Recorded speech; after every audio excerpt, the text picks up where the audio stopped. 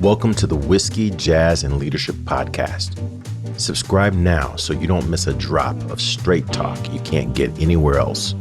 We discuss the whiskeys to drink, music to listen to, and what it really takes to be an effective leader.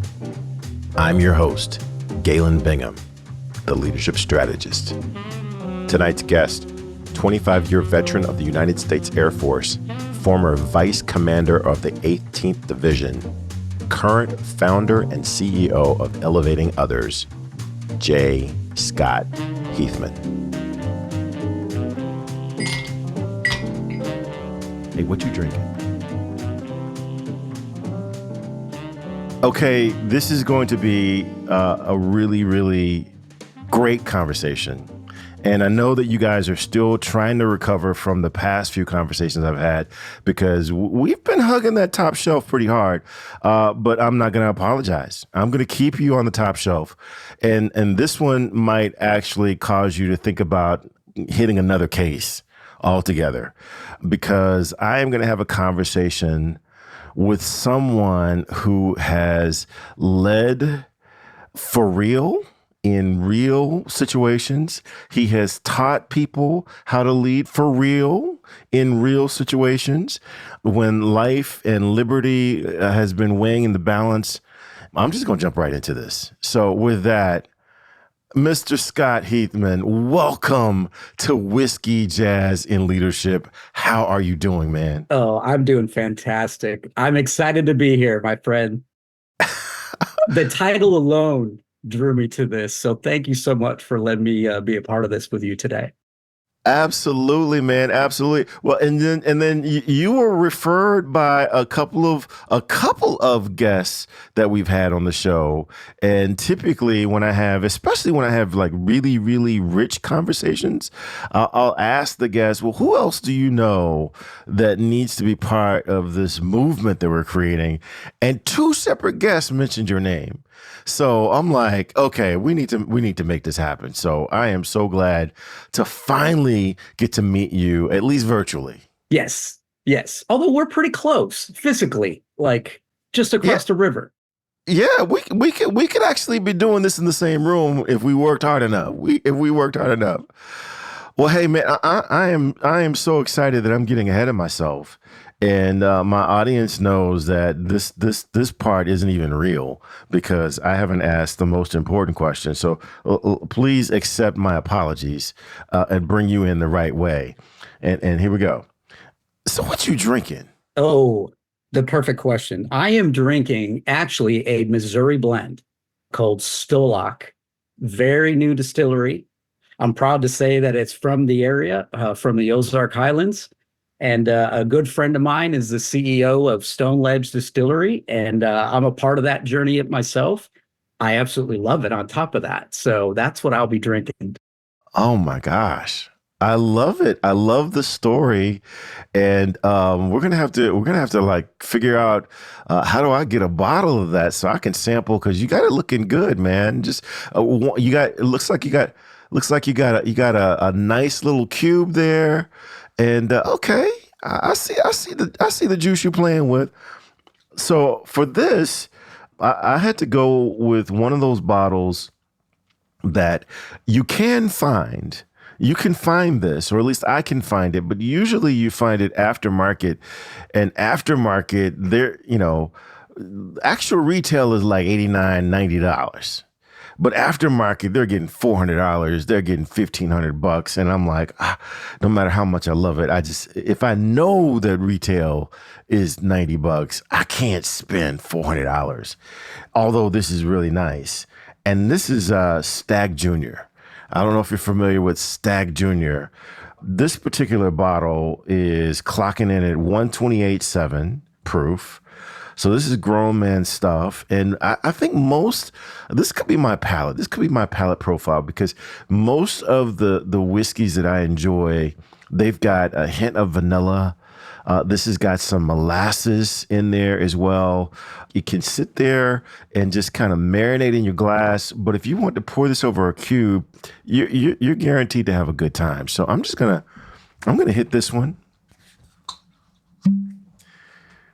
Pour me about Put me.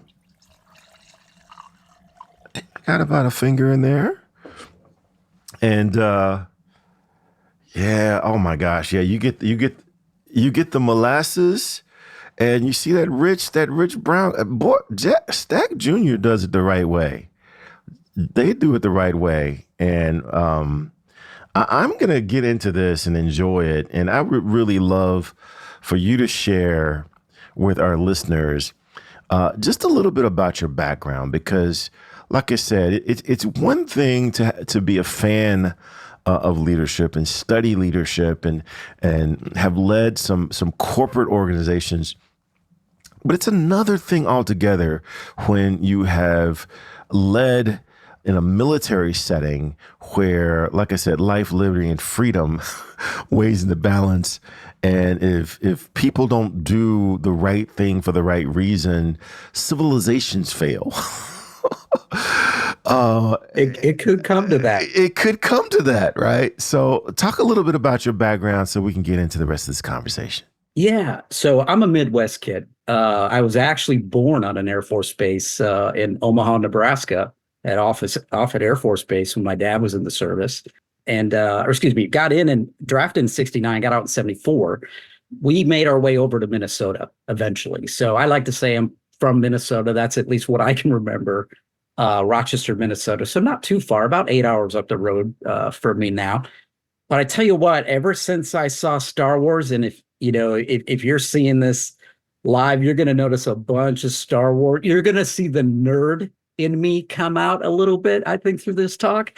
But when you're 3 and impressionable and you see something like that, that was it. I was like, I want to fly. Like, I don't care how. We had no money at all especially for flying lessons. I mean, that was the last thing I was going to get. So I had to figure out a way to do that. So after graduating high school and playing sports, football, baseball, and serving my community, I got off to college in Chicago, on the south side of Chicago at Illinois Tech. And I actually entered in as an Air Force ROTC cadet. So I'd earned a scholarship to help pay for education there. And so I started college in 93 out there. Good years for the White Sox. Stadium was fairly new. They were doing pretty well. But I graduated there after 4, earned a pilot slot, which is not easy. They don't select everybody. And once you get selected, then you got to go through all the medical screenings, so you could always get disqualified there. But I made it through all that. And then the first duty station I got before I went to pilot training was at Whiteman Air Force Base in Missouri. So I've kind of come full circle. I live here in southwestern Illinois now. It's really strange to have started and almost kind of ended my career in the same region.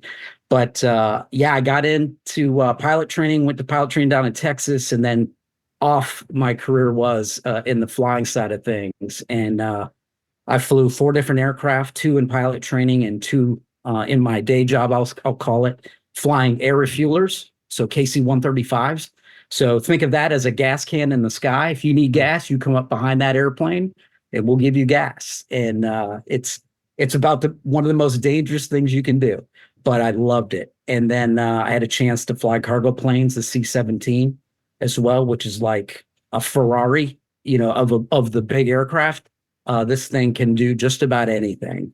But after, you get good at your technical craft and you're an officer in the military, they're going to ask you to lead at some point, So I'm leading, probably I'll call it management level, frontline leadership type responsibilities.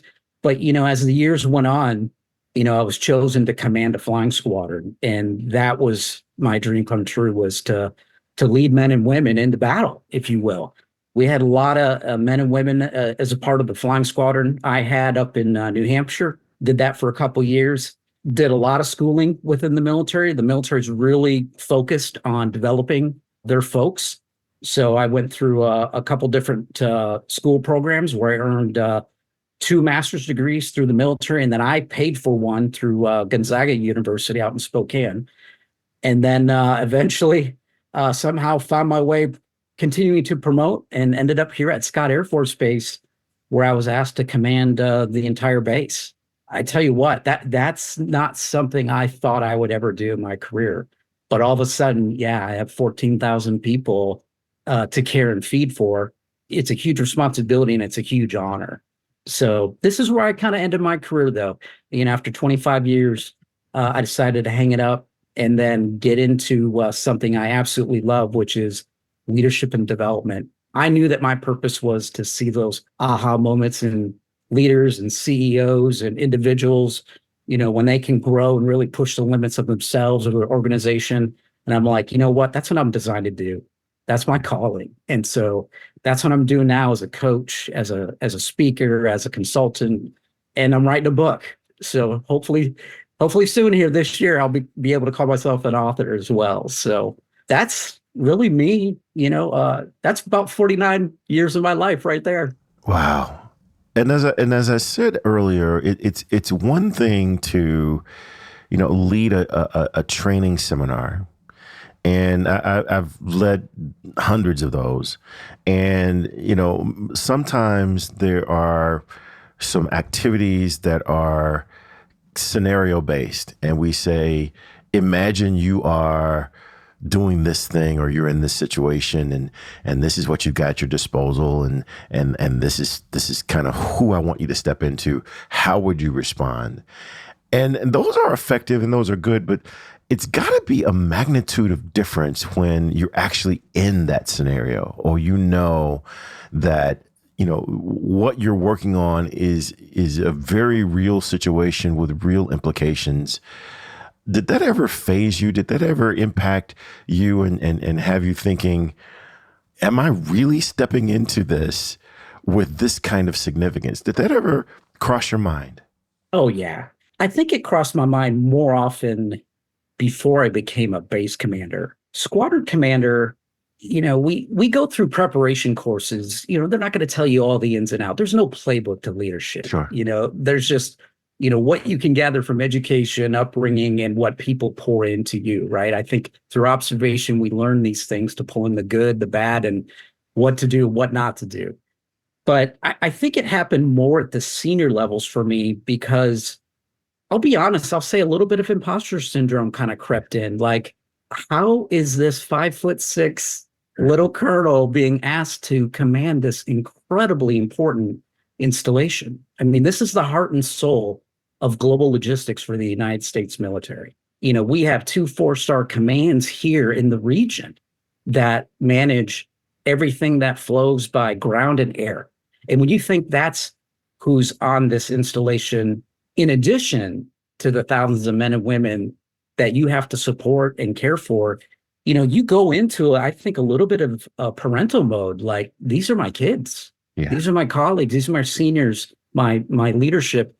You take that pretty darn seriously because I'm in control of the security of the base. I'm in control of the clinic.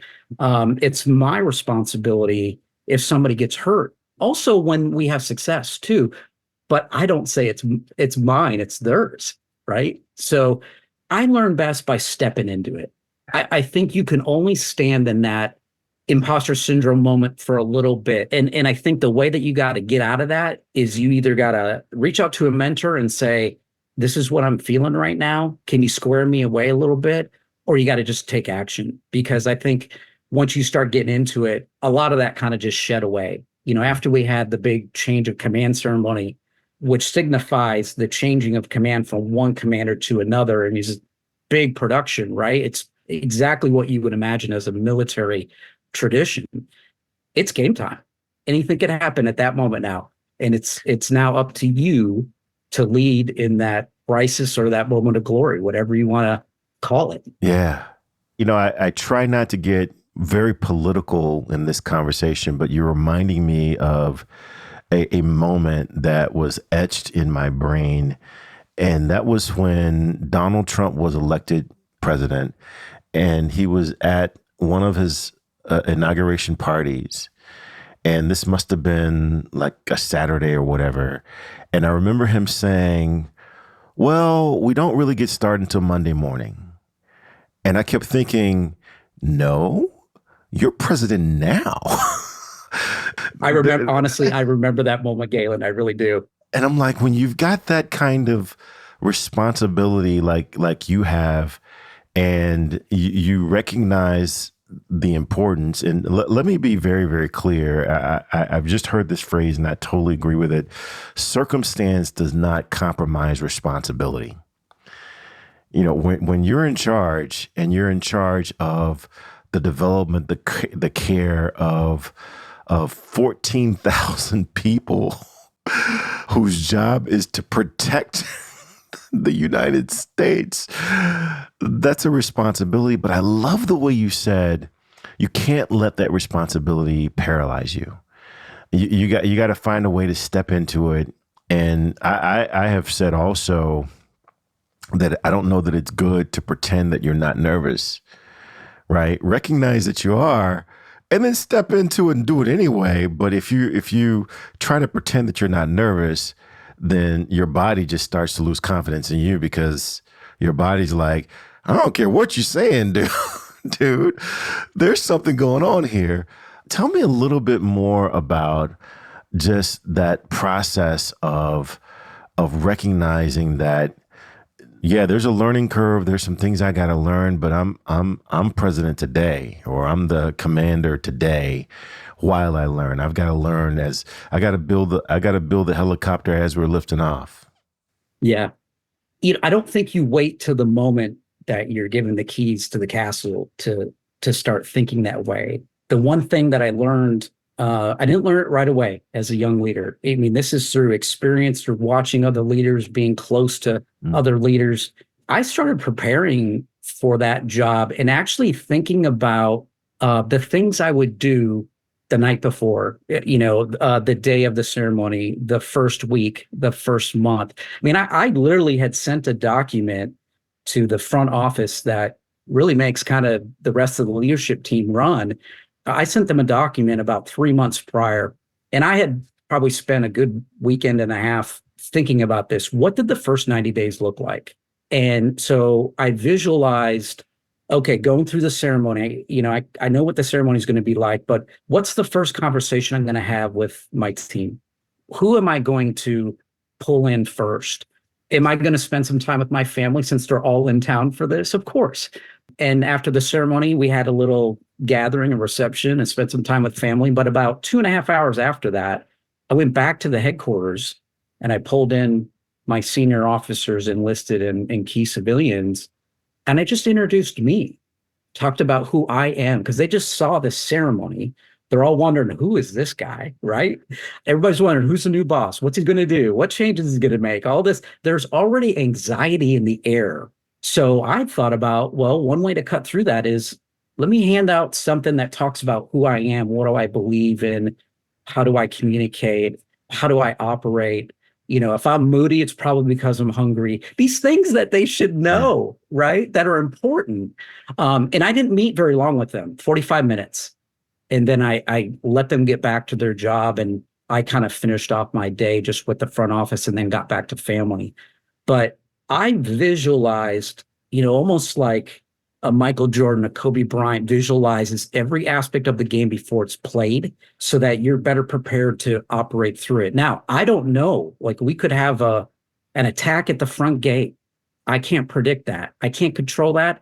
But you know what? I knew where the emergency response folks lived, because the couple days before I took command, I made sure I knew where the command post was at, the fire department, the security forces. I knew where I needed to go in a crisis should something happen the day of, because I have witnessed that actually happening the day of a change of command. At one of my bases, we actually suffered a suicide. And, it's like, who is ready for that? Well, unfortunately, we are at times, because we do practice these things. We at least think about them and go through the drill of, what would you do if this happened? And that's what I really loved about the military, is we didn't just sit around and wait for a crisis to always happen. It may not be the one you're thinking of, but you can adapt based on whatever plan, vision that you have, and just, okay, we're just going to go this direction now.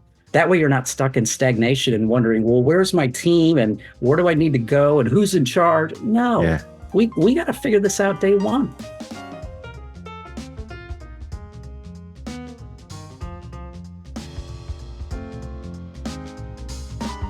Hey, it's not too late. Hit that subscribe button so you're sure to catch the next episode. If you're really enjoying the vibe, leave us a review or become a VIP for guest and show exclusives. Cheers.